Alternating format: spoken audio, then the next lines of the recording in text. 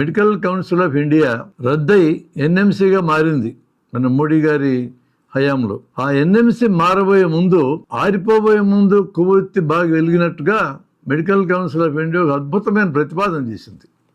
అదేంటంటే AETCOM, ఆ ప్రతిపాదన పేరు యాట్కామ్ అంటారు దాన్ని, యాటిట్యూడ్, ఎథిక్స్ అండ్ కమ్యూనికేషన్. ఏ అంటే యాటిట్యూడ్, ఈటీ అంటే ఎథిక్స్, COM అంటే కమ్యూనికేషన్.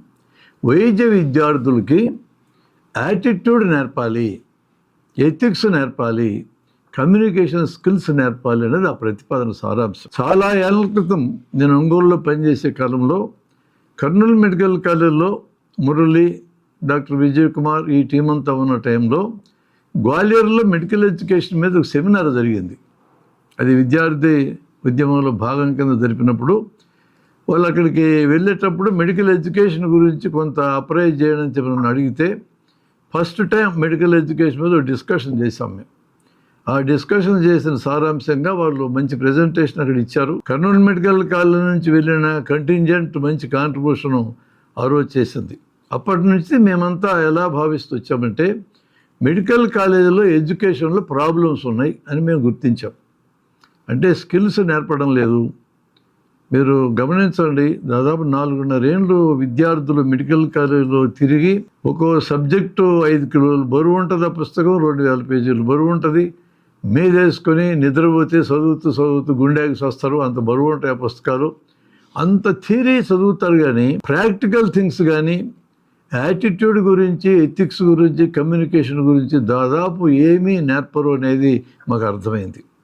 ఈ మధ్యకాలంలో యాట్కామ్ మాడ్యూల్స్ అనే పేరుతో MCI చివరి రోజుల్లో ఇచ్చిన ప్రతిపాదన ఆధారంగా మెడికల్ కాలేజీలో చేరిన మొదటి నెలలో కొన్ని మొక్కుబడి క్లాసులు నడుపుతున్నారు. కానీ అది కూడా క్లాసులు తీసుకునే వాళ్ళకి తగిన శిక్షణ లేక నడుపుతున్నారు. కానీ ఇదివరకైతే ఏమీ ఉండేది కాదు. మెడికల్ కాలేజీకి రాగానే ఏమనిపించేది విద్యార్థికి, నేను సెపరేట్ క్రీడ్ అండ్ ఒక ప్రత్యేకమైన మనిషిని అనే ఫీలింగ్ వస్తుంది. గేర్ వస్తుంది అన్నమాట. గేర ఆ కోట్కి తగిలించుకొని స్టెప్ వేసుకోగానే కళ్ళు పైకి పోతాయి. అట్లాంటి ఒక ఫీలింగ్ న్యాయంగా రాదగిందేనా? After all we are the product of the society. ఒక డిజిగ్నేటెడ్ యాక్టివిటీ చేయడానికి మమ్మల్ని ఎంపిక చేశారు, పరీక్ష పెట్టారు, మాకు అర్హత ఉందనే పేరుతో మమ్మల్ని మెడికల్ కాలేజీకి పంపారు. మాకు అర్హత లేకపోతే ఇంకొకరు వస్తారు అక్కడికి. ప్రజలకు అవసరమైన వృత్తి, ఆ వృత్తి కోసం మమ్మల్ని ఎంపిక చేసి పంపించారు. అదొక ప్రివిలేజ్, ఒక గొప్పతనం.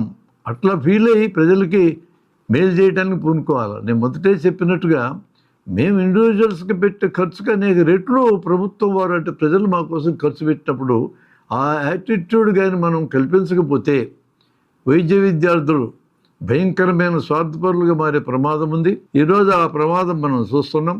దీన్ని కొత్తగా హాస్పిటల్ ఎవరన్నా తెరిస్తే దినదిన ప్రవర్ధమానమై మీ హాస్పిటల్ అభివృద్ధి చెందాలని దీవిస్తారు. అంటే అర్థం ఏంటి?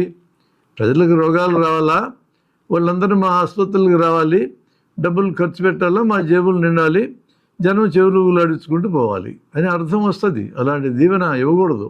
డాక్టరింగ్ అంటే అర్థం గుర్తించండి. రోగాలు రాకుండా నేర్పించడమే డాక్టర్ల యొక్క మొదటి విధి అయి ఉండాలి. అసలు జబ్బులే రాకుండా జనం బతకాలి. అంటే we shall get our cells committed to the health of the people, not to the disease of the people. మేము రోగాల గురించి కాదు కమిట్ కావాల్సింది, ఆరోగ్యం గురించి కమిట్ కావాలి. ప్రజలు ఆరోగ్యంగా బతకాలి అంటే తిండి ఉండాలి, మంచినీళ్ళు ఉండాలి, పరిసరాలు పరిశుభ్రత ఉండాలి, ఆహారం ఉండాలి. ఆహారం అంటే దాదాపు 20-30% జనానికి ఈరోజు కూడా కడుపు నిండా ఆహారం దొరకదు. కడుపు నింపుకోవడానికి రైస్ మాత్రమే తింటారు, పచ్చడి మెతుకులు తినేవాళ్ళు ఉన్నారు. మహిళల్లో అనేక మందికి 12 గ్రాముల కంటే మించి రక్తమే లేదు చాలామందికి. అంటే అర్థం ఆహారంలో ఐరన్ దొరకలేదనేగా. వాళ్ళు చదువుకున్న వాళ్ళకి దొరకటంలో, చదువుకోని వారికి మా ఆర్థిక పరిస్థితి బాగాలేక దొరకలేదు అనుకోండి, చదువుకున్న వాళ్ళకి మూఢనమ్మకాలతో దొరకటంలా. గోంగూర తింటే రక్తం విరిగిపోద్దని అనుకుంటారు. రక్తం పెరగాలంటే గోంగూర తినాలా? మరి అది తెలియనప్పుడు చదువుకుంటే మాత్రమే ఉంది, గోంగూర తినకపోతే రక్తం పెరగదు. అలాంటి పద్ధతిలో జనం ఆలోచన ఉంది. ఒక 20-30% ఆ టాప్లో ఉన్న జనానికి ఆహారం విపరీతంగా దొరుకుతుంది. వాళ్ళని తిండి తగ్గించరా అంటే మా మాట వినరు, వీళ్ళని తిండి తినమంటే మా మాట వినే పరిస్థితి లేదు. అలాంటి త్రిశంకు స్వర్గంలో డాక్టర్లు ఉన్నారు. ఆ చివరాలకి ఈ చివరాలకి వైద్యం చేయలేని పరిస్థితి ఉంది. అది ఆహారం చుట్టూ మంచినీళ్ళు, పరిశుభ్రత, వ్యక్తిగత పరిశుభ్రత, పరిసర పరిశుభ్రత, ఆరోగ్య విద్య, పని ఇవన్నీ కలిస్తే ఆరోగ్యం వస్తుంది. శరీరం బాగుండాలి, మనసు బాగుండాలి, సమాజం బాగుండాలి. దానికి కమిట్ అవ్వాల వైద్య విద్య. అంటే డాక్టర్స్ యొక్క రోలు ఖచ్చితంగా జనానికి రోగాలు రాకుండా చేయటం నెంబర్ 1 ప్రయారిటీ. అలాగాని చేయగలిగితే అనేక మంది జనం ఆసుపత్రి గడప తొక్కాల్సిన అవసరం లేదు. 180 రోగాలు, దేశంలో ఉన్న రోగాలు ₹1 ఖర్చు లేకుండా, ఒక మందు వాడకుండా, డాక్టర్ దగ్గరికి వెళ్ళకుండా, ఆసుపత్రిలో ఎంటర్ కాకుండా బాగు చేసుకోగలిగే అవకాశం ఉందనేది మనకు తెలుసు.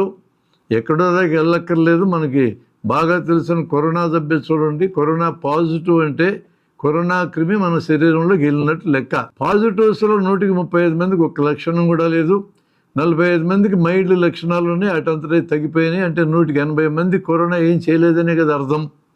అట్లాంటి ఎవిడెన్సెస్, హార్డ్ ఎవిడెన్స్ మనకు ఉన్నాయి.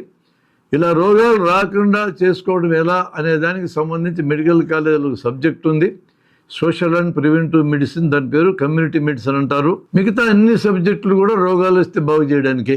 వైద్య విద్యార్థులు విద్యార్థి దశలోనే రోగాలు వస్తే బాగు చేసే కార్డియాలజీ, న్యూరాలజీ, సర్జరీ, గైనకు ఇటువైపే ముగ్గుతారు తప్ప దాదాపు ఎవ్వరూ కూడా సోషల్ అండ్ ప్రివెంటివ్ మెడిసిన్ వైపు కన్నెత్తి చూడరు.